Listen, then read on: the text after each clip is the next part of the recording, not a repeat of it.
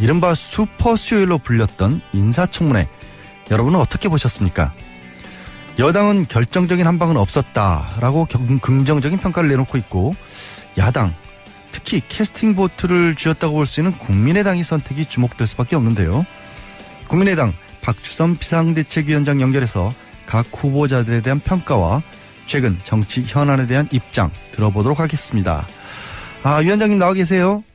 네, 안녕하십니까. 네, 안녕하십니까. 네, 네. 예. 오늘 먼저 이제 정부에 관한 얘기 좀 여쭤보겠습니다. 문재인 정부가 출발한 지 꼭 30일, 새 정부 지난 한 달에 대한 평가를 좀 들어보고 싶은데요. 잘하고 있는 점부터 일단 좀 말씀해 주시죠. 일단 권력을 행사하는 대통령이 좀 국민에게 군림하지 않고 예. 타격을 하면서 예. 소통하려고 하는 모습, 예. 참 겸손한 권력 운용이다 하는 점에서는 좀 높게 평가를 합니다. 예. 그렇지만 우선 인사청문과 관련해서라도 인사 배제 5대 원칙을 대통령 스스로가 제안을 하고 선거 공약을 했고, 예. 이건 반드시 지키겠다고 약속을 했고, 또 취임사에서 만일에 잘못이 있으면 잘못했다고 국민께 사과하겠다고 약속을 했는데, 예. 우선 인사 검증을 검증 기간이 짧아서 이런 문제가 생겼다고는 할 수는 있습니다만, 그러나 이런 인사 5대 배제 원칙 스스로 제안한 그 기준에 어긋난 인사를 국회에 청문 요청을 한다는 것은 스스로 약속을 뒤엎는 것이고, 인사는 만사라고 하는 국민이 정말로 공정하고 투명하고 규감이 되는 그런 공직 후보자를 내세워줄 줄 알았더니 그걸 좀 빗나가기 너무 좀 실망이 크다. 그리고 또 이런 문제가 있는 인사에 대해서는 대통령께서 선 조치를 하고 국민에게 사과하면서 양해를 구해야 되는데 전혀 문제가 없다. 그리고 국회에서 청문을 해가지고 의혹이 제기되고 그것을 규명해서 문제를 삼겠다 하면 그건 국정 발목을 잡는 거고 인사를 정치화시킨다 하고 모든 비난을 국회에다가 전환을 시키고 있어가지고 국민들이 아마 이해하시기가 어려우리라, 동의하시기가 어려우리라 저는 그렇게 생각합니다. 일단 비대위원장님께서는 이제 전반적인 총론을 그렇게 보셨고 문재인 대통령이 국회로 공을 넘기는 게 아니냐라는 그런 지적을 해주신 걸로 제가 이해를 하고요. 네. 그럼 좀 하나씩 구체적으로 좀 들어가 보겠습니다. 지금 국회에서는 외교통일위원회 소속이시라서 강경화 외교부 장관 후보자에 대해서 거의 어제 14시간 정도 됐는데 그 자리에 계셨잖아요. 전반적인 어떤 총평부터 먼저 좀 한마디 해주실까요? 우선 비고시 출신 여성이라는 측면에서 신선감이 있고 유엔의 국제 무대에서 다자애교에 상당히 경륜을 가지고 있는 분이라고 해서 굉장히 기대를 했습니다만 저희 우리나라를 둘러싸고 있는 북한 핵 문제, 그다음에 미국과 중국의 견제와 서로 갈등 관계에 있는 이 틈바구니 속에서의 한국 외교 방향, 그리고 사드를 둘러싼 한미 동맹의 손상 우려, 또 중국의 사드와 관련된 경제 보복 이런 것 등에 대해서는 전혀 해법을 제시하지를 못했다고 저는 그렇게 평가를 합니다. 그런 점에서 국제 기구에서 역할은 어느 정도 평가를 받는다 할지 몰라도 대한민국의 현실 외교 상황에서 특출한 능력을 가졌다고 평가하기는 아직 이르다. 지금 외교부 장관으로서의 능력과 자질에 대해서 먼저 얘기를 해주셨는데 혹시요, 그러면 지금 윤병세 장관이랑 비교를 하면 어떻게 보세요? 어느 정도가, 어느 분이 낫다 내지는 어떤 분이 장단점이 있다?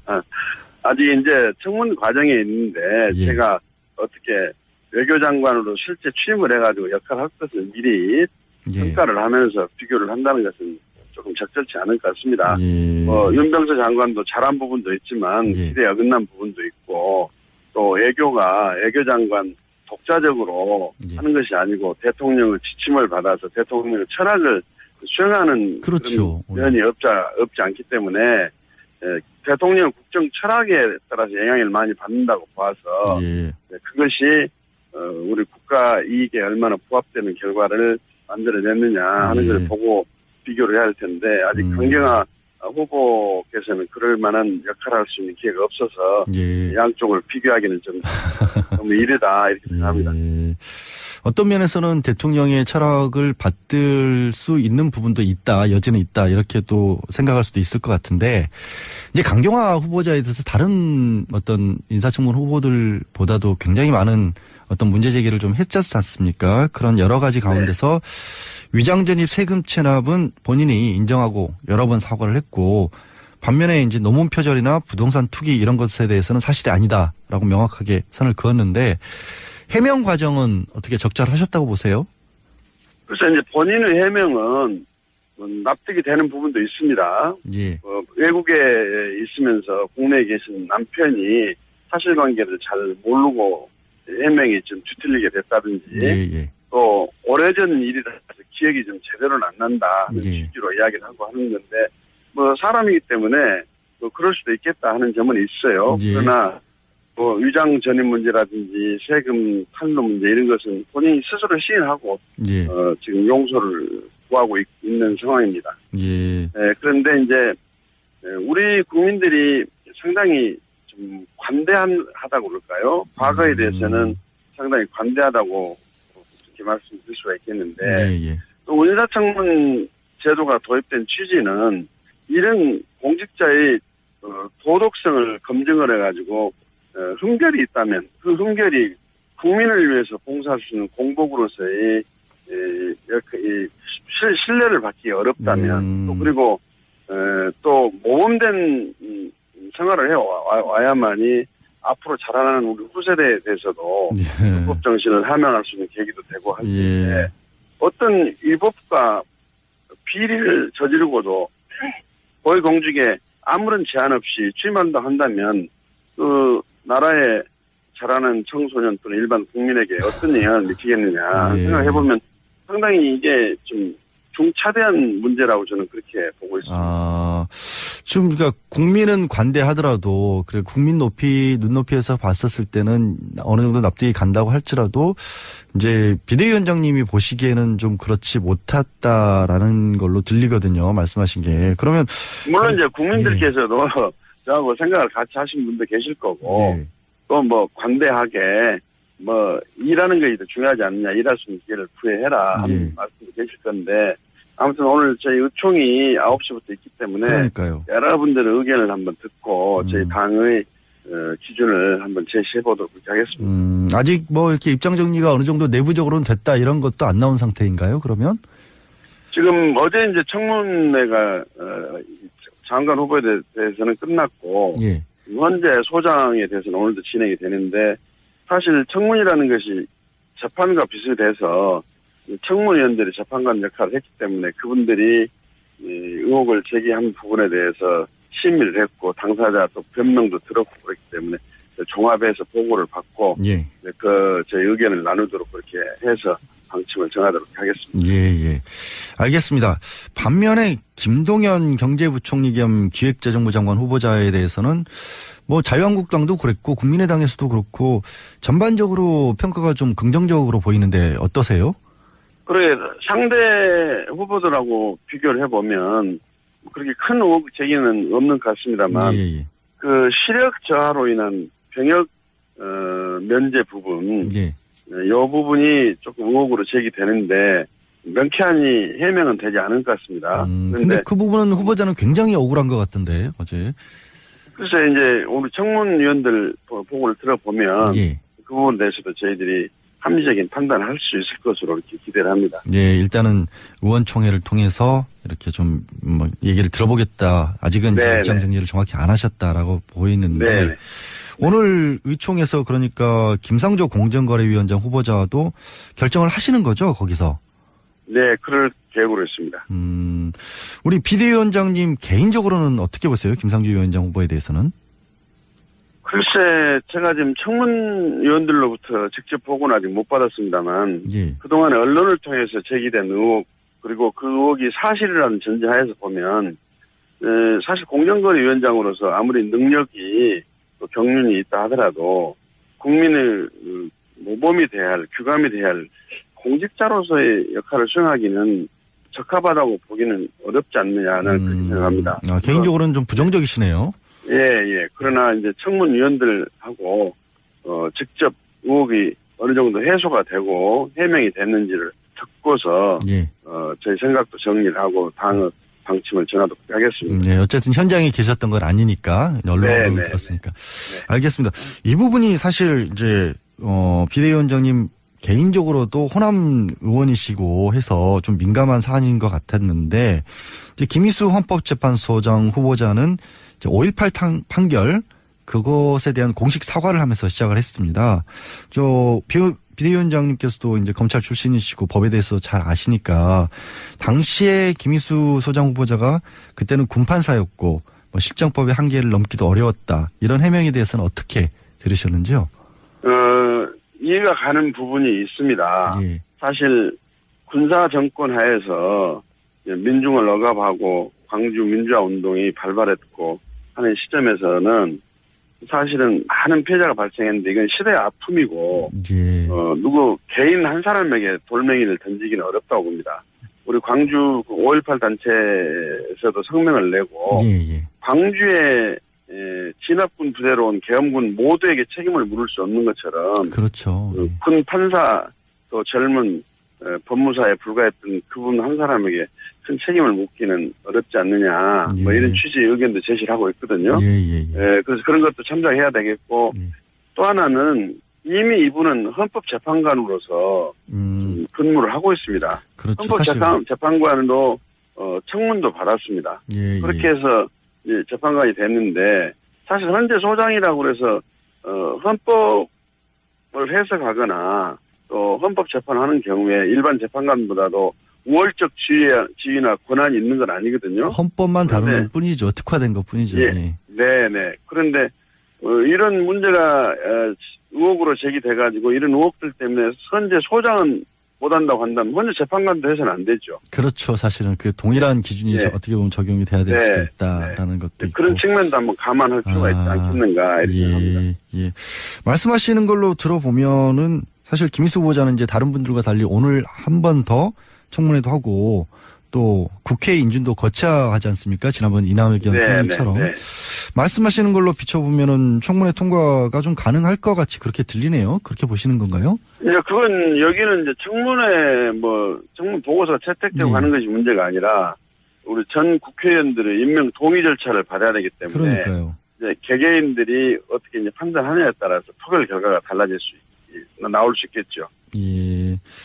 예, 알겠습니다. 지금 말씀을 해주신 것처럼 이제 특히 표결이 필요한 사안도 있고 또 어쨌든 청문 보고서만 채택하는 사안에 있어서도 국민의당이 참 캐스팅 보터 역할을 맡게 되셨지 않습니까? 지금 상황이. 네. 그런 것에 대해서 뭐 각 후보자들에 대해서 아니면 전반적으로 어떤 국민의당이 입장을 정하는 기준이 뭐 딱히 있을 수 있을까요? 글쎄 이제 같은 죄명에 같은 실정법 위반이나 비리를 할지라도 내용은 천차만별 아니겠습니까? 예. 그래서 어떤 사안은 검찰에서 용서를 하는 기소유예 처분을 하고 어떤 사안은 같은 죄명이라도 구속해서 실형 선고를 하고 하는 것처럼 사안마다 각 후보자들마다 그 비행이나 또는 실정법 위반에 대한 변명도 다를 것이고 평가도 다를 것이라고 보여집니다. 그래서 우리가 지금 입체적으로 많은 사람들 의견을 종합해 가면서 평가를 내리도록 그렇게 해야 된다. 저는 그렇게 생각하고 있거든요.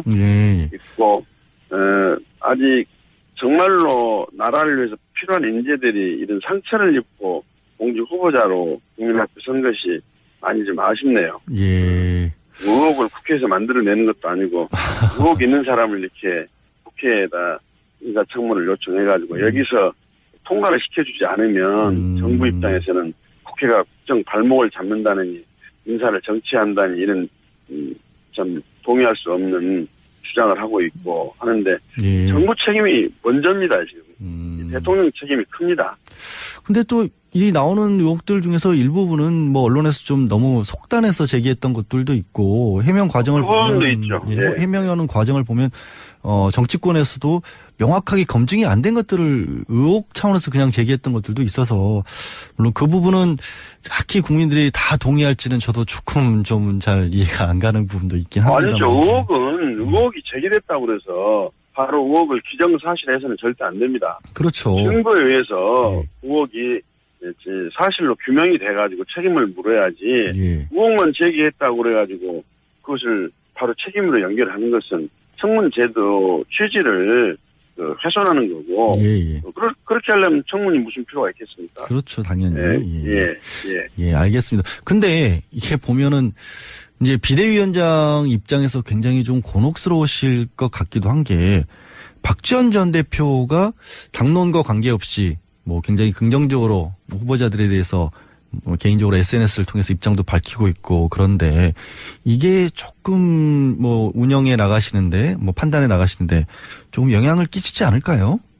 그래서 국회의원이 뭐 자기 자유스러운 의사를 표출하고 표현하는 것은 자유이긴 하지만 청문 절차가 시작도 되기 전에 또 청문이 마무리도 되기 전에 제기된 의혹들을 어떻게 규명이 됐다고 판단해가지고 그런 주장을 하시는 건지 좀 섣부른 면이 좀 있다고 봅니다. 그리고 그런 주장은 당내의 의견을 모으는 과정에서 본인이 필요한 과정을 거치는 것이 더 낫지 않겠느냐. 그래가지고 만일에 본인이 주장한 대로 이게 이제 당의 방침이 정해지게 되면 뭐 특정 정치인이 어떤 당을 좌지우지한 것처럼 비춰져가지고 국민의당의 처한 현실에 대해서 이건 지도부 역할은 뭐냐 이래가지고 국민의당이 뭐 제대로 설 수 있겠느냐 이런 비난도 또는 비판도 제기될 수 있다고 그래서 바람직한 방향은 아니지 않는가 저는 그렇게 개인적으로 생각합니다. 좀 많이 서운하신 것 같네요, 사실. 아니 뭐 서운하다기보다는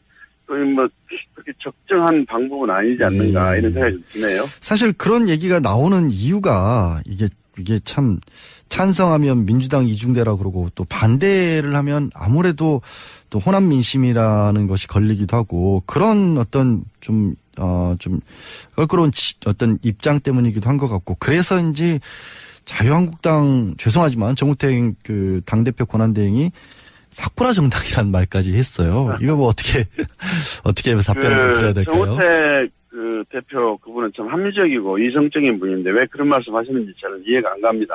그러나 본인이 사과를 하셔야 돼요. 왜냐하면 적폐와 국정농단에 깊이 관여했던 자유한국당 책임을 면할 수가 없는데 지금 성찰과 반성은커녕 본인들이 지금도 집권 다수 여당의 꿈에 지금 깨어나지를 못하고 있습니다. 본인들이 주장하고 본인들이 제시하는 잣대는 항상 옳고 여기에 동의하거나 함께해 주지 않으면은 삭구라고 오락가락 정당이고 갈팡질팡한 정당이고 여당의 이중되고 이런 비판이 과연 국민이 동의를 하겠습니까? 이건 정치 도리와 예의에도 안 맞을 뿐만 아니라 협치의 근간을 무너뜨리는 발상이기 때문에 저로서는 도저히 이해할 수가 없고 강력한 사과를 요구하지 않을 수가 없습니다. 또 그리고 지금 잘 아시다시피 현재 국회 구도가 여당은 아무런 역할을 할 수가 없습니다. 다시 말하면 여소야대 가지고는 국회 운영을 할 수가 없어요. 그러면 야당이 여당을 무조건 여당이 주장하는 것을 반대만 하고 정부 정책에 대해서는 동의를 해주지 않는다면은 국회 무용론 아닙니까? 국회 무슨 필요가 있습니까? 또 식물국회 되는 거죠. 그러면 저희들은 여당이 잘하는 부분에 대해서는 야당이지만 기꺼이 협력해주고 또 야당으로서의 본연의 임무와 기능을 철저하고 당당하고 떳떳하게 수행하겠다. 이게 무슨 이중대론이 돼야 됩니까? 그러면 이거 지금 미국과 한미 동맹 관계에 있는 대한민국, 중국과도 경제적으로 동반자 관계를 이어갈 그런 상황에 있는 한국이 미국 눈치도 보고 미국한테도 잘하려고 그러고 중국 눈치도 보고 중국하고도 잘하려고 하면 그럼 오늘 중국이 이중되고 미국이 이중됩니까? 이게 지금 굉장히 저희들이 생산적이고 건전한 국회 운영을 통해 가지고 새 정치도 하면서 국정이 바로 이끌어지도록 역할하는 것을 비난해서는 안 되죠. 야당의 역할은 여당을 무조건 발목만 잡는 것이 야당의 역할은 아니라고 봅니다. 야당이 바로 가게 해주고 바르게 간다면 도와주는 역할도 책임도 사명도 야당에게 있다고 저는 생각합니다. 그런 사명을 하시기 위해서라도 지금 어쨌든 비대위원장 아니십니까? 좀 전당대회에 있어야 되고, 그러니까 비상대책이라는 말이 쓰일 만큼 당을 좀 추슬려야 하는 그런 상황이잖아요. 그 위원장으로서 어떤 부분에 좀 중점을 둔다라고 하실 만한 게 있을까요? 우선 저희들은 대선 패배 이후에 당이 여러 가지로 사기도 떨어져 있고 자신감도 많이 예.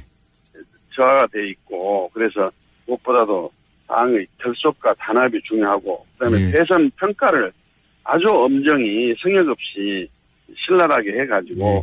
그 결과를 혁신으로 연결시켜서 예. 바로 고쳐 세워야 된다. 아. 그렇게 생각하고 있고 예, 예. 이런 작업은 가능한 빨리 매듭을 짓고 예. 정상적인 체제로 가도록 하는 것이 맞다. 저는 그런 생각을 하고 예. 있고 예. 또 하나는 당의 지지율과 관련해서 여러 가지 말씀들이 계십니다만은 당의 지지율이 지금 바닥을 치고 있는데 예, 예. 이 지지율 바닥을 두려워해가지고 저희들이 해야 될 일을 하지 못하면서 여론의 눈치만 살피는 것은 당당한 야당이나 또 정치인의 자세가 아니라고 생각합니다. 예, 예. 저희들은 예. 이제 저희들이 국민의당이 국민의 지지를 다시 모은다 한다면 아까 대선 평가를 제대로 하고 거기에 따른 혁신을 하고 예. 국회에서 제대로 된 협치를 주도해 나가는 모습으로 국민 앞에 다가서면 국민을 예. 평가해 주시다 이렇게 믿습니다. 예, 알겠습니다. 그럼 가능한 빨리 한다고 하셨는데 그럼 전당대회 언제 하시겠습니까? 이게 대선 평가위원회의 결과 그다음에 혁신위원회의 혁신안 또 진척 상황을 봐가면서 되도록 빠른 시일 내에 전당대회가 될 수 있도록 노력하겠습니다. 예, 알겠습니다. 오늘 말씀은 여기까지 듣겠습니다. 예, 고맙습니다. 네, 감사합니다. 지금까지 국민의당 박주선 비대위원장이었습니다. 예. 이 부분이 조금 의혹으로 제기되는데 명쾌하니 해명은 되지 않은 것 같습니다. 근데 그 부분은 후보자는 굉장히 억울한 것 같던데 어제. 글쎄 이제 우리 청문위원들 보고를 들어보면 예. 그 부분에 대해서도 저희들이 합리적인 판단을 할 수 있을 것으로 이렇게 기대를 합니다. 예, 일단은 의원총회를 통해서 이렇게 좀 뭐 얘기를 들어보겠다. 아직은 이제 입장 정리를 정확히 안 하셨다라고 보이는데 네네. 오늘 의총에서 그러니까 김상조 공정거래위원장 후보자도 결정을 하시는 거죠, 거기서? 네, 그럴 계획으로 있습니다. 우리 비대위원장님 개인적으로는 어떻게 보세요? 김상조 위원장 후보에 대해서는? 글쎄, 제가 지금 청문위원들로부터 직접 보고는 아직 못 받았습니다만, 예. 그동안 언론을 통해서 제기된 의혹, 그리고 그 의혹이 사실이라는 전제하에서 보면, 사실 공정거래위원장으로서 아무리 능력이 또 경륜이 있다 하더라도, 국민의 모범이 돼야 할, 규감이 돼야 할 공직자로서의 역할을 수행하기는 적합하다고 보기는 어렵지 않느냐는 그렇게 생각합니다. 개인적으로는 좀 부정적이시네요. 예. 그러나 이제 청문위원들하고, 직접 의혹이 어느 정도 해소가 되고 해명이 됐는지를 듣고서, 예. 저희 생각도 정리를 하고 당의 방침을 전하도록 하겠습니다. 네, 어쨌든 현장에 계셨던 건 아니니까, 언론으로 들었으니까. 네. 알겠습니다. 이 부분이 사실 이제, 비대위원장님 개인적으로도 호남 의원이시고 해서 좀 민감한 사안인 것 같았는데, 이제 김희수 헌법재판소장 후보자는 이제 5.18 판결, 그것에 대한 공식 사과를 하면서 시작을 했습니다. 비대위원장님께서도 이제 검찰 출신이시고 법에 대해서 잘 아시니까, 당시에 김희수 소장 후보자가 그때는 군판사였고, 뭐 실정법의 한계를 넘기도 어려웠다. 이런 해명에 대해서는 어떻게 들으셨는지요? 이해가 가는 부분이 있습니다. 예. 사실 군사 정권 하에서 민중을 억압하고 광주 민주화 이른바 슈퍼 수요일로 불렸던 인사청문회, 여러분은 어떻게 보셨습니까? 여당은 결정적인 한방은 없었다라고 긍정적인 평가를 내놓고 있고, 야당, 특히 캐스팅 보트를 쥐었다고 볼 수 있는 국민의당의 선택이 주목될 수밖에 없는데요. 국민의당 박주선 비상대책위원장 연결해서 각 후보자들에 대한 평가와 최근 정치 현안에 대한 입장 들어보도록 하겠습니다. 위원장님 나와 계세요? 네, 안녕하십니까. 네, 안녕하십니까. 네. 예. 오늘 먼저 이제 정부에 관한 얘기 좀 여쭤보겠습니다. 문재인 정부가 출발한 지 꼭 30일, 새 정부 지난 한 달에 대한 평가를 좀 들어보고 싶은데요. 잘하고 있는 점부터 일단 좀 말씀해 주시죠. 일단 권력을 행사하는 대통령이 좀 국민에게 군림하지 않고 예. 타격을 하면서 예. 소통하려고 하는 모습, 예. 좀 겸손한 권력 운영이다 하는 점에서는 좀 높게 평가를 합니다. 예. 그렇지만 우선 인사청문과 관련해서라도 인사 배제 5대 원칙을 대통령 스스로가 제안을 하고 선거 공약을 했고 예, 예. 이건 반드시 지키겠다고 약속을 했고 또 취임사에서 만일에 잘못 있으면 잘못했다고 국민께 사과하겠다고 약속을 했는데 예. 우선 인사 검증을 검증 기간이 짧아서 이런 문제가 생겼다고는 할 수는 있습니다만 그러나 이런 인사 5대 배제 원칙 스스로 제안한 그 기준에 어긋난 인사를 국회에 청문 요청을 한다는 것은 스스로 약속을 뒤엎는 것이고 인사는 만사라고 하는 국민이 정말로 공정하고 투명하고 규감이 되는 그런 공직 후보자를 내세워줄 줄 알았더니 그걸 좀 빗나가기 너무 좀 실망이 크다. 그리고 또 이런 문제가 있는 인사에 대해서는 대통령께서 선 조치를 하고 국민에게 사과하면서 양해를 구해야 되는데 예. 전혀 문제가 없다. 그리고 국회 신뢰를 받기 어렵다면 또 그리고 또 모범된 생활을 해와야만이 앞으로 자라나는 우리 후세대에 대해서도 불법 정신을 함양할 수 있는 계기도 되고 할 텐데 어떤 위법과 비리를 저지르고도 고위공직에 아무런 제한 없이 취임한다 한다면 그 나라에 자라는 청소년 또는 일반 국민에게 어떤 영향을 미치겠느냐 생각해보면 상당히 이게 좀 중차대한 문제라고 저는 그렇게 보고 있습니다.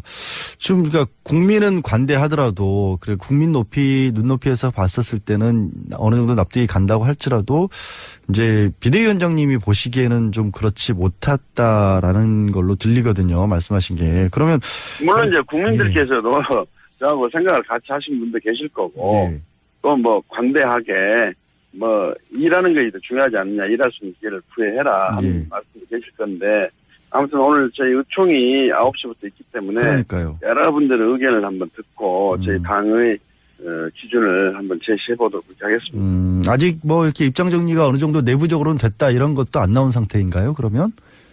지금 어제 이제 청문회가 장관 후보에 대해서는 끝났고 현재 소장에 대해서는 오늘도 진행이 되는데 사실 청문이라는 것이 재판과 비슷해서 청문위원들이 재판관 역할을 했기 때문에 그분들이 의혹을 제기한 부분에 대해서 심의를 했고 당사자 또 변명도 들었고 그렇기 때문에 종합해서 보고를 받고 저희 의견을 나누도록 그렇게 해서 방침을 정하도록 하겠습니다. 예. 알겠습니다.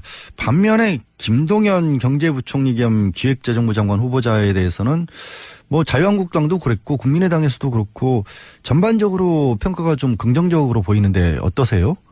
그래 상대 후보들하고 비교를 해보면 그렇게 큰 의혹 제기는 없는 것 같습니다만 그 시력 저하로 인한 병역 면제 부분도 잘한 부분도 있지만 기대에 어긋난 부분도 있고 또 외교장관 독자적으로 하는 것이 아니고 대통령의 지침을 받아서 대통령의 철학을 수행하는 그런 면이 없지 않기 때문에 대통령 국정 철학에 따라서 영향을 많이 받는다고 봐서 그것이 우리 국가 이익에 얼마나 부합되는 결과를 만들어냈느냐 하는 걸 보고 비교를 해야 할 텐데 아직 강경화 후보께서는 그럴 만한 역할을 할 수 있는 기회가 없어서 양쪽을 비교하기는 좀 너무 이르다 이렇게 생각합니다.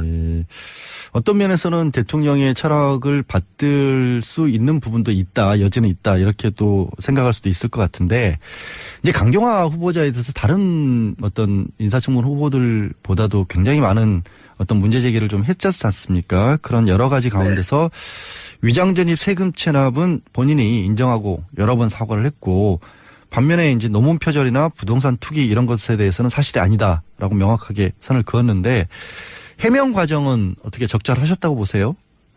그래서 이제 본인의 해명은 납득이 되는 부분도 있습니다.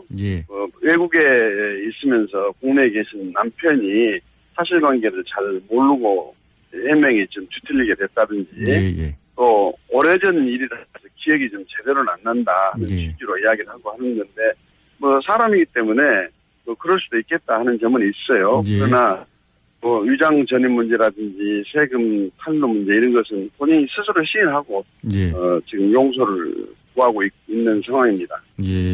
그런데 이제 우리 국민들이 상당히 좀 관대하다고 그럴까요? 과거에 대해서는 상당히 관대하다고 그렇게 말씀드릴 수가 있겠는데 예, 예. 또 인사청문 제도가 도입된 취지는 이런 공직자의 도덕성을 검증을 해가지고 흠결이 있다면 그 흠결이 국민을 위해서 봉사할 수 있는 공복으로서의 시에서 청문을 해가지고 의혹이 제기되고 그것을 규명해서 문제를 삼겠다 하면 그건 국정 발목을 잡는 거고 인사를 정치화시킨다 하고 모든 비난을 국회에다가 좀 전환을 시키고 있어가지고 국민들이 아마 이해하시기가 어려우리라 동의하시기가 어려우리라 저는 그렇게 생각합니다. 일단 비대위원장님께서는 이제 전반적인 총론을 그렇게 보셨고 문재인 대통령이 국회로 공을 넘기는 게 아니냐라는 그런 지적을 해주신 걸로 제가 이해를 하고요. 네. 그럼 좀 하나씩 구체적으로 좀 들어가 보겠습니다. 지금 국회에서는 외교통일위원회 소속이시라서 강병화 외교부 장관 후보자에 대해서 거의 어제 14시간 정도 됐는데 그 자리에 계셨잖아요. 전반적인 어떤 총평부터 먼저 좀 한마디 해주실까요? 우선 비고시 출신 여성이라는 측면에서 신선감이 있고 유엔의 국제 무대에서 다자애교에 상당히 경륜을 가지고 있는 분이라고 그래서 굉장히 기대를 했습니다만 예. 저희 우리나라를 둘러싸고 있는 북한 핵 문제, 그다음에 미국과 중국의 견제와 서로 갈등 관계에 있는 이 틈바구니 속에서의 한국 외교 방향, 예. 그리고 사드를 둘러싼 한미 동맹의 손상 우려, 또 중국의 사드와 관련된 경제 보복 이런 것 등에 대해서는 전혀 해법을 제시하지를 못했다고 저는 그렇게 평가를 합니다. 예. 그런 점에서 국제 기구에서 역할은 어느 정도 평가를 받는다 할지 몰라도 예.